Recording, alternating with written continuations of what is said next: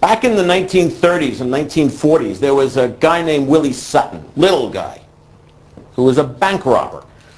And Willie had a neat act. He would dress up as a postman or a milkman or a cop on the beat, and he'd show up at the bank just before they opened and knock on the door, and they'd look and they'd see this man in whatever the costume was, and he'd point at the lock, and they'd come and open the door, and he'd pull out a Tommy gun and say, "This is a stick-up."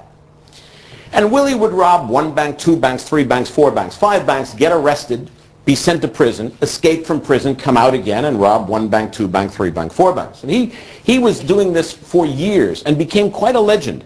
So much so that every time he was out, the press would go to see him. And somebody went up to him at one point, some reporter went up to him at one point and said, "Willie, why do you rob banks?"